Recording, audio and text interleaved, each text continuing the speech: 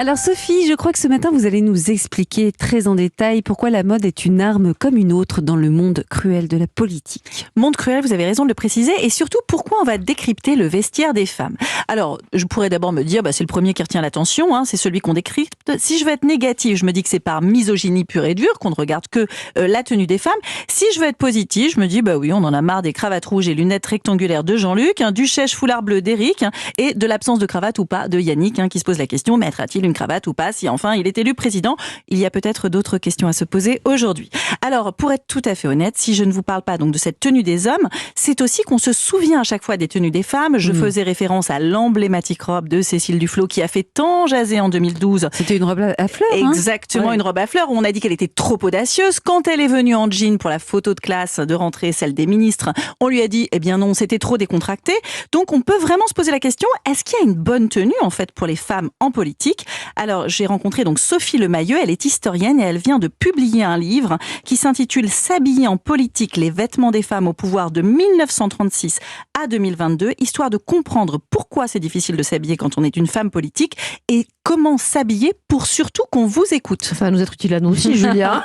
Pourquoi on démarre en 1936, Sophie? Alors, 1936, c'est la première fois que 3 femmes sont nommées secrétaires d'État. Ce sont donc les premières femmes à entrer au gouvernement. Et la question qui est posée à ce moment-là, c'est de savoir si les femmes vont devoir enlever leur chapeau comme les hommes. C'est une grosse question, sachant que les femmes n'ont pas le droit de vote à l'époque. Je pense qu'on se concentre vraiment sur la bonne question. Donc, c'est un peu l'arbre qui cache la forêt. Alors, depuis 1936, les choses ont évolué. Mais quel est le style des femmes politiques dans l'élection présidentielle actuelle? Sophie Lemayeux nous en dit plus. Toutes les femmes qui sont candidates à l'élection présidentielle aujourd'hui, elles sont effectivement en tailleur-pantalon, sauf Anne Hidalgo, qui se permet un peu plus de variété dans ses tenues. La plupart adoptent des couleurs plutôt neutres. Par contre, ce qu'on voit ressortir, c'est la couleur rouge pour des jours de victoire, puisque finalement, Christiane Taubira et Valérie Pécresse ont fait exactement la même chose le jour de leur victoire aux primaires. Elles ont porté une veste rouge qui les rend extrêmement visibles. Donc finalement, Sophie, peu de différences vestimentaires entre la droite et la gauche. Non, vous avez raison, il n'y a pas beaucoup de différences. Les seuls qui vont se différencier, c'est plutôt à l'extrême gauche, c'est ce qu'elle nous raconte dans son livre. Quand on voit une Nathalie Arthaud ou une Arlette Laguiller avant elle, sont les seules femmes qu'on va voir sans veste, ou alors avec des vestes souples pour être moins bureaucratiques et stipuler leur proximité avec le peuple. Alors si Anne Hidalgo se permet un peu plus de variété dans ses tenues, c'est tout simplement parce qu'elle est maire de Paris, que Paris est la capitale de la mode, qu'elle va donc assister à des défilés, et donc elle peut se permettre une forme d'excentricité, parce que dans tout ça, on peut finalement se poser la question, est-ce qu'il y a une bonne tenue quand on est une femme politique? C'est ça qui est terrible, c'est qu'il n'y a pas de bonne tenue, puisque vraiment tout type de tenue peut être attaqué. Une robe peut être attaquée parce que c'est trop féminin. Un tailleur-pantalon, même si c'est plus rare, peut être attaqué parce que c'est trop masculin. Ça a été beaucoup le cas auparavant, puisque moi j'ai plutôt un point de vue historique, je suis historienne de formation. Dans les années 70, quand Michèle Alliot-Marie décide de porter un pantalon pour entrer à l'Assemblée nationale, elle travaille à ce moment-là en cabinet ministériel, ça passe mal. L'huissier, au départ, lui refuse l'entrée. Vous vous rendez compte? L'huissier qui lui dit qu'elle ne peut pas entrer parce qu'elle est en tailleur-pantalon, ce qui fait qu'elle lui réplique d'ailleurs, si ça vous gêne, je l'enlève dans les plus brefs délais, pardon. On imagine bien qu'elle soit entrée en culotte, ça aurait été amusant, mais bref, heureusement, on lui a ouvert la porte. Donc à l'époque, dans les années 70, le tailleur-pantalon ne convenait pas, mais aujourd'hui, il faut bien se rendre compte que quand on est une femme politique, très peu de choses conviennent. En gros, si vous avez des vêtements trop voyants, trop criards, souvenez-vous de Roselyne Bachelot, on vous dit que ça ne fonctionne pas. S'ils sont trop luxueux, on l'a reproché à Rachida Dati, vous n'êtes pas assez proche des gens qui vous écoutent. Vous êtes trop bling ou en dehors des réalités. Si vous êtes trop décontracté, à l'instar d'une Cécile Duflot, ça n'ira pas non plus. Ça va jamais. En gros, Mélanie, c'est ça le problème. Quand on est une femme politique, ça ne va jamais. Alors aujourd'hui, il semblerait qu'elles adoptent toutes plus ou moins le tailleur-pantalon, parce qu'on est aussi au plus près d'un costume d'homme, c'est ce qui passe le mieux. Et la seule qui peut se permettre une excentricité, c'est la première dame, bien sûr. Alors elle n'est pas une femme politique, mais elle va être le porte-manteau de la France à l'étranger, ainsi que la ministre de la Culture, puisqu'elle elle est vraiment sous la tutelle de la mode et sous la tutelle du ministre de la Culture, plutôt la mode. La chambre syndicale de la couture est sous la tutelle du ministère de la Soyons Culture. Précis, Soyons politique aujourd'hui. Et donc, quand on voit une Aurélie Filippetti ou une Fleur Pellerin, par exemple, on sait qu'elles vont aller au Festival de Cannes, qu'elles vont pouvoir se permettre des couleurs, un peu d'excentricité. Mais par exemple, Simone Veil en son temps, qui avait un tailleur Chanel, on se souvient de son collier de perles, même un porte-document monogrammé Christian Dior. C'est de l'histoire ancienne. Aucune femme politique ne pourrait se permettre ça aujourd'hui. Aujourd'hui, l'élégance de la couture, on la réserve à d'autres. En politique, on parle de luxe accessible et surtout, qu'il soit bien français. Elle n'est pas couture en fait, Marine Le Pen. Ce qu'elle défend, comme toutes d'ailleurs, c'est de consommer du vêtement français. Parce que ça, c'est acceptable dans l'image. Autant on ne peut pas se permettre trop de luxe quand on est une femme politique, autant porter des vêtements français, donc mettre en valeur l'industrie française, c'est acceptable. Et par exemple, Marine Le Pen, on sait qu'elle s'habillait à un moment chez Maison 123 parce que c'est une marque française de prêt-à-porter de qualité, mais pas trop luxueux et pas trop cher non plus, dans une moyenne suffisamment acceptable pour que ça fonctionne. Donc on l'a compris, si vous voulez vous habiller comme une femme politique, mesdames, alors vous avez besoin de privilégier des couleurs sobres, le bleu marine, un peu à la Inès de la Fressange. Pourquoi ? Parce qu'il donne toujours bonne mine. Chemise à carreaux bleu marine, là, comme Perrine Brami, non. Alors ce qui est bien, c'est Perrine Brami, elle a quand même, oui, mais sauf qu'elle a un peu le drapeau là, elle a les 3 couleurs du drapeau, on a du bleu, blanc, rouge. Donc ça pourrait être chic pour une femme politique. Ça peut être un message, tout dépend de quel bord politique on se situe. Voilà. La chemise noire classique d'Anissa Haddadi. Parfait, pas de faute. Le col pelle à tarte, un peu peut-être années 70. Oui, sur le col politique. Oui, on pourrait vous le reprocher. Un pelle à tarte, vous auriez le droit à quelques vannes. Et le pull bleu légèrement dénudé sur l'épaule de Julia Vignali, je suis pas sûre. Trop échancré, qui dit trop sexy, pas possible pour une femme politique. Mélanie, classique, la chemise, c'est possible. Ministre de l'économie, moi je pense minimum. Oui, il y a un côté très rigoriste un peu dans cette chemise. C'est moi la ministre de l'économie. Il vous faut de la fabrication française, du luxe, oui, mais très accessible. Autant dire que vous n'avez pas une énorme marge de manœuvre quand vous êtes une femme politique. Très bien. Merci beaucoup Sophie pour cette chronique. C'était très intéressant de regarder sous cet angle politique, la mode finalement, ça nous change un petit peu. Puis à quelques mois de l'élection présidentielle, ça nous aidera peut-être à décrypter quelques trucs qu'on peut repérer dans l'apparence de nos hommes et femmes politiques. Ne bougez pas, on reste encore ensemble et de nouvelles tendances sont en approche. On va déjà apprendre à téléphoner écolo avec Perrine Brami et puis il y aura aussi la chronique d'Anissa Haddadi qui a imaginé pas mal de choses pour occuper nos enfants, que l'on soit le papa, la maman, la mamie, la tati. On va faire un bond dans le passé, vous allez l'entendre et en plus ce sera amusant pour les petits comme les grands sur Europe 1. 11h30 sur Europe 1, bien fait pour vous. Mélanie Gomez et Julia Vignali. C'est bien fait pour vous, nous sommes en direct avec vous jusqu'à 12h30. Notre séquence tendance se poursuit, toujours plus de bons plans, plus de conseils, juste pour vous auditeurs d'Europe 1. Et à présent, on va donner la parole à notre spécialiste des questions d'écologie, de consommation plus responsable. C'est à vous Perrine Brami, avec vous on parle de téléphones portables qui on le sait, vous nous l'avez dit, qui sont très très polluants. Oui, ce petit objet, ce smartphone que j'ai dans les mains, il génère entre 50 kg et 80 kg de CO2 rien qu'au moment de sa production. Ah mais le vôtre, pas le nôtre. Tous, et quand on sait qu'on est 84% à en posséder un, ça laisse imaginer l'ampleur du désastre. Alors cette pollution, elle vient essentiellement des métaux précieux qu'ils composent. Non seulement ils sont difficiles à recycler, mais en plus certains proviennent de zones de conflit où des femmes et des enfants sont exploités pour les extraire. Alors il est donc urgent d'agir. Depuis le début de cette chronique, par exemple, il s'est vendu plus de 1300 smartphones dans le monde. Agissons. Alors on fait quoi ? Dingue. On va quand même pas arrêter du jour au lendemain d'utiliser nos téléphones. Donc qu'est-ce que vous nous proposez ? Évidemment non, mais on peut tout de même agir de manière un peu plus responsable. On a dit que ça polluait beaucoup au moment de la fabrication des smartphones. Une idée toute simple, bien sûr, c'est de choisir un appareil reconditionné, c'est-à-dire un téléphone de seconde main qui aura été contrôlé et réparé si nécessaire. Alors ces téléphones reconditionnés, ils ont un bilan carbone 4 à 5 fois moins élevé qu'un appareil neuf, donc c'est intéressant.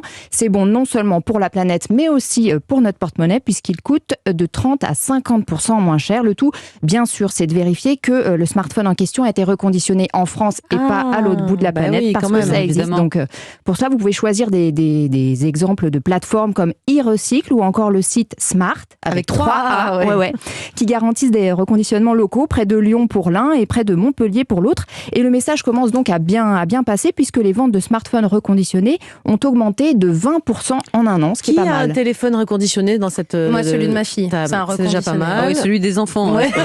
J'allais dire celui des enfants. Justement, c'est ce que j'allais vous dire. Pour les gosses, on veut bien, mais pour nous, c'est plus compliqué. C'est un peu comme les chaussures. Moi, ça me branche pas trop la seconde main. Je préfère les acheter neufs, moi, les téléphones. Mais ça marche bien quand même. Il marche hyper bien. Pour les gamins. Et Julia, vous n'êtes pas seule, vous n'êtes pas seule dans ce cas-là, puisque 40% des Français n'ont jamais acheté ni même eu l'intention d'acheter un smartphone reconditionné. déconner, c'est pas bien. C'est moche. Donc pour vous, il existe heureusement quand même des solutions d'appareils neufs, mais plus responsables. Déjà, il y a les poids lourds du marché qui ont bien compris qu'il fallait faire des efforts. Et Apple, par exemple, s'est engagé dans une démarche éco-responsable et qui vise la neutralité carbone en 2030, pas avant. Il faudra donc juste éviter de changer d'iPhone tous les 2 ans. Mais au petit jeu du smartphone le plus écolo, la palme revient à celui qu'on appelle le Fairphone. C'est le téléphone équitable. En français, je vous le montre. Quand on le voit, ça ressemble à peu près à n'importe quel autre appareil. Sauf que lui, eh bien, on peut l'ouvrir, on peut le désosser complètement. Les composants à l'intérieur ne sont pas collés. C'est ça qui est intéressant. On peut même le réparer soi-même. Ça, on dirait un téléphone en kit, quoi. Voilà. On peut changer la batterie quand elle est en panne, l'écran, tout ça, c'est facilement remplaçable. Et du coup, ça prolonge la durée de vie de l'appareil. En plus, ces fabricants qui sont des Néerlandais ont limité au maximum l'usage des métaux rares dont on parlait tout à l'heure et qui sont très polluants. Et ils surveillent aussi attentivement les conditions de travail des gens qui les fabriquent, ces Fairphone. Je sais pas, moi, ce téléphone-là en kit que vous avez désossé en 2 secondes dans le studio, là, il a tout bon alors, Perrine. Oui, presque. Côté performance, il tient carrément la route. Le tout dernier modèle, le Fairphone 4, celui que je vous ai montré, est franchement au niveau. Bon, sauf bien sûr si on a un gros geek, peut-être qu'il y en a pas autour de la table. Là, je pense Le seul petit hic peut-être, c'est son prix. Et encore, il est un petit peu élevé, 579 € pour le Fairphone 4. Mais ça, franchement, ça vaut le coup. Les iPhones sont encore plus chers. Oui, exactement. Parce qu'avec cet appareil, en plus, il n'y a pas d'obsolescence programmée. Par exemple, si vous achetez aujourd'hui, vous avez la garantie qui ne sera pas obsolète dans 5 ans. Son petit frère, le Fairphone, qui est sorti il y a presque 10 ans, eh bien, on peut encore le mettre à jour avec la version 10 d'Android, qui est l'une des plus récentes. C'est génial. Moi, je ne connaissais pas ce téléphone. Vous le connaissiez, vous ? Je ne connaissais pas du tout le Fairphone, pas du tout. Mais il y a encore une autre chose, c'est qu'on peut être encore plus vert que d'acheter ce smartphone. On peut le louer, Perrine. Oui, plusieurs sociétés proposent la location de smartphones, mais j'avais envie de vous parler d'un collectif qui s'est monté l'année dernière et qui va encore plus loin. Ce collectif, il s'appelle Fairtech. Ce sont en fait 4 entreprises qui travaillent ensemble en France, avec aussi une déclinaison dans d'autres pays d'Europe, pour proposer des solutions complètes, durables et éthiques pour smartphones. Concrètement, vous pouvez louer ce Fairphone à partir de 22 € par mois.